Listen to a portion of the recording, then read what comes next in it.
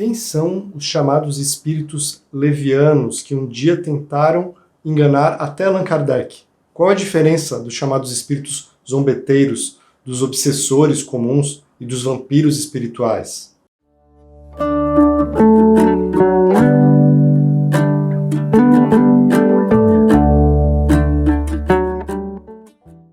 Que bom que você está aqui no canal Estrada Sem Fim. Meu nome é Áureo. E o termo espírito zombeteiro, da onde será que vem esse termo? Existe um episódio do seriado Chaves, um episódio de 1977, que eu vi várias vezes na minha infância, é um dos mais engraçados.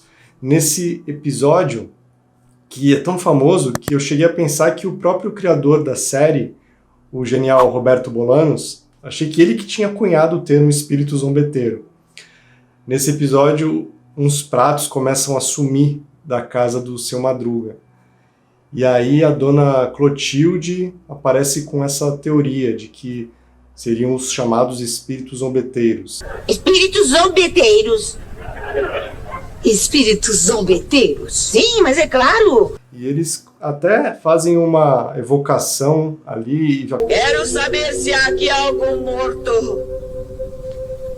A coisa fica muito engraçada, porque o Chaves fica morrendo de medo, o Kiko passa mal atrás da porta e até fenômenos físicos acontecem.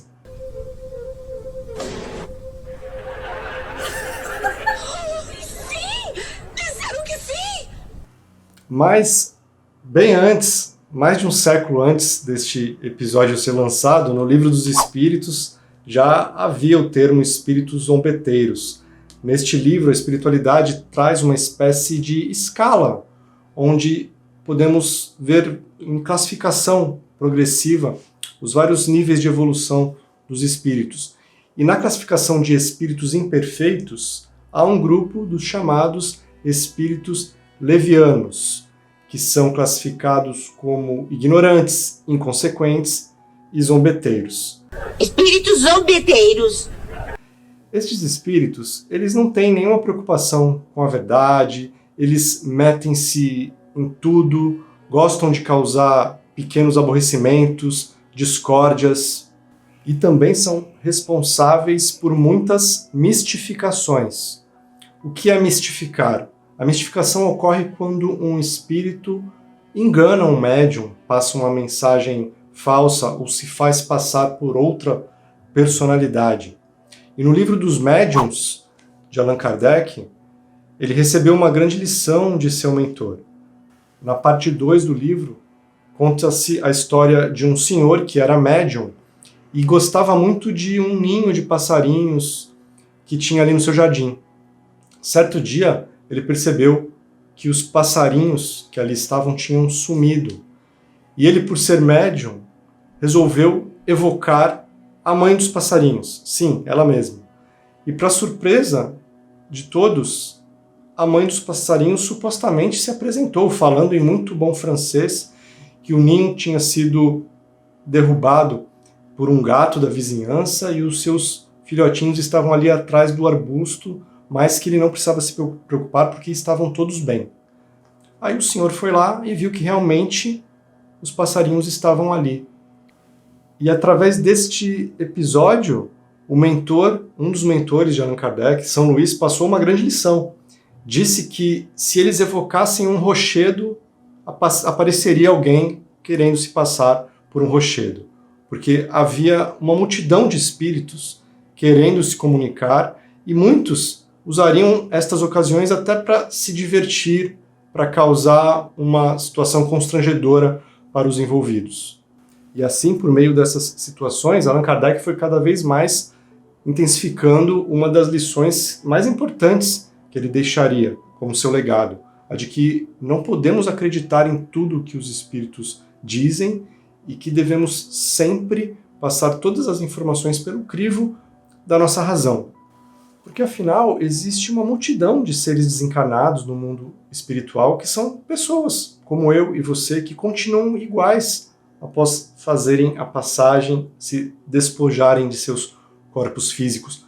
Os espíritos levianos, os zombeteiros, já eram assim quando encarnados, passavam os seus dias na maior ociosidade possível, se ocupando de coisas fúteis na integralidade do seu tempo livre, rindo dos outros, principalmente, buscando motivos para satirizar, para ironizar outras pessoas, e quando desencarnam, continuam desta forma, buscando espíritos que, por afinidade, têm os mesmos interesses. E, aliás, esta sintonia, este agrupamento de seres semelhantes ocorre automaticamente.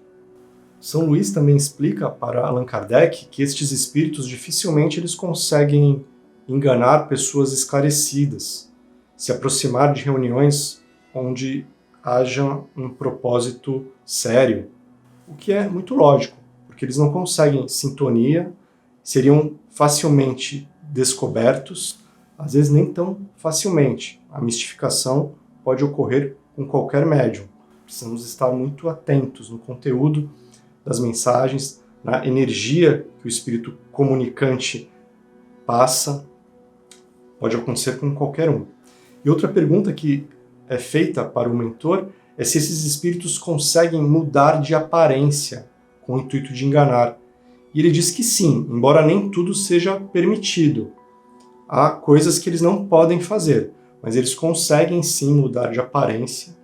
E você vê muitos relatos de pessoas que têm habilidade de projeção astral, e elas relatam que é muito comum encontrarem fora do corpo espíritos plasmados com a forma de familiares, de parentes, de pessoas que elas gostam muito. Mas há meios de você perceber. É claro que isso vai depender do seu grau de lucidez fora do corpo. Mas a principal forma de perceber é justamente a energia que esses seres emanam e a intenção que deles você sente partir. Porque eles tomam essas formas para nos enganar, para nos vampirizar, para nos causar, às vezes, temor e, às vezes, simplesmente para se divertirem. E não necessariamente só tendo experiências fora do corpo. Médiuns videntes, clarividentes, podem perceber figuras de vultos históricos ou mentores espirituais, mas pode ser também uma mistificação. Um espírito leviano ou zombeteiro se passando por outra personalidade. Na pergunta 530 de O Livro dos Espíritos, Kardec pergunta à espiritualidade se poderiam os espíritos zombeteiros causar pequenos embaraços à realização de nossos projetos. A espiritualidade esclarece que sim, eles podem fazer isso, até para testar a nossa paciência, mas que eles logo se cansam quando veem que nada conseguem. Mas aí a espiritualidade aproveita para deixar um alerta, uma chamada à nossa reflexão, à nossa responsabilidade. Eles dizem que se a tua louça quebra, é mais por um descuido teu do que por culpa dos espíritos. É claro, não podemos ficar achando que tudo é armação de espíritos zombeteiros, porque não é. A maioria das coisas que nos acontecem são fruto do nosso próprio proceder nesta vida mesmo. E esta obstinação que os espíritos zombeteiros não têm, eles logo se cansam, ela, por outro lado, é muito comum nos espíritos obsessores, porque esse tipo de espírito, geralmente, ele tem um alvo, ele se vincula a uma pessoa, muitas vezes por motivo de ódio ou vingança, dramas que podem vir de muitas vidas. Então ele estuda o seu alvo, procura ver os seus pontos fracos e se aproxima com finalidade geralmente de destruir. E esse tipo de espírito costuma ter um grau de determinação, de persistência altíssimo, movido pelos próprios sentimentos de vingança. Será um processo muito longo para que este ser, o chamado obsessor, atinja o nível do perdão, que é um processo e geralmente não vai acontecer num espaço de pouco tempo, de poucas décadas, ou em algumas sessões de desobsessão. Já o chamado obsediado, que está sendo alvo dessa perseguição, precisa trabalhar a sua própria vibração espiritual, porque quando elevamos a nossa sintonia média, dificultamos muito o acesso desses seres ao nosso psiquismo. E elevamos a nossa sintonia média por meio das coisas que nos fazem bem, que todos nós sabemos quais são: oração, meditação, bom humor, bons conteúdos, boas companhias, fazer o que o seu coração pede. Através dessas atitudes, mantemos a nossa psicosfera fortalecida, protegida das investidas destes seres. Mas há muitos casos em que tratamentos espirituais também serão necessários, em caso de obsessões mais sérias. E os chamados vampiros espirituais? Eles, assim como os levianos, os espíritos zombeteiros, eles também não têm esta grande obstinação, grande determinação com uma pessoa específica. Se você não der o que eles querem, eles logo vão procurar outras pessoas. Vampirizar é o ato de drenar, de sugar energia. E fazemos isso constantemente, de forma consciente ou até inconsciente. O problema são pessoas muito negativas, que acabam rebaixando tanto a sua energia, que elas se tornam vampiros espirituais dos que a cercam e nem percebem.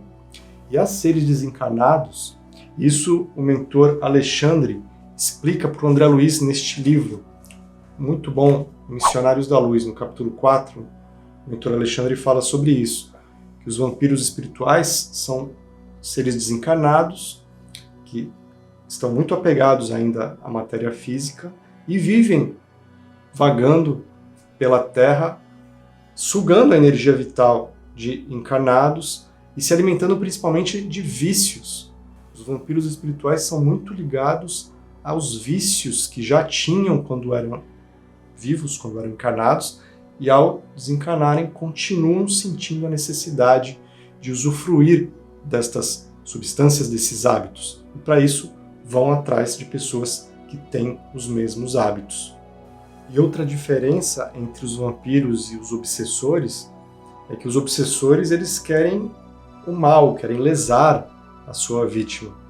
Já os vampiros querem usá-la. Então, às vezes, eles até protegem a pessoa que os serve, porque por meio dela eles conseguem usufruir dos vícios e dos hábitos que tinham quando encarnados. Então eles vão usar aquela pessoa até que o corpo físico daquele ser também entre em exaustão.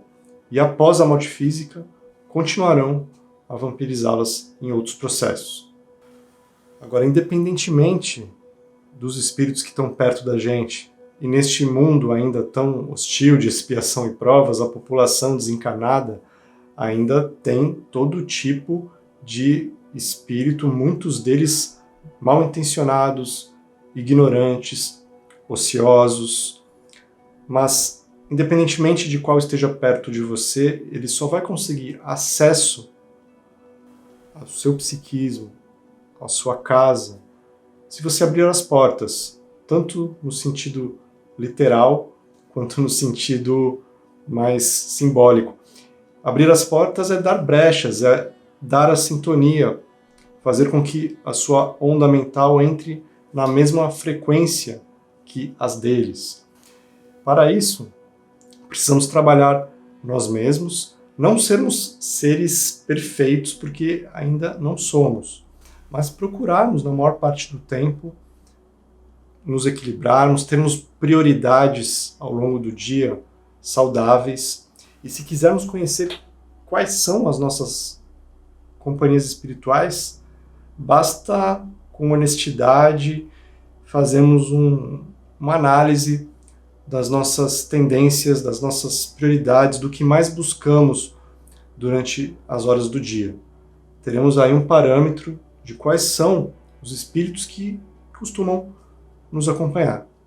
E como estes seres agem às ocultas, o que eles mais detestam é justamente isso que nós estamos fazendo, conversarmos sobre este tema, descortinarmos as coisas que acontecem nos bastidores espirituais da vida. Porque é muito cômodo para essas consciências agirem sem que nós as percebamos. Por isso que dizem que conhecimento é poder.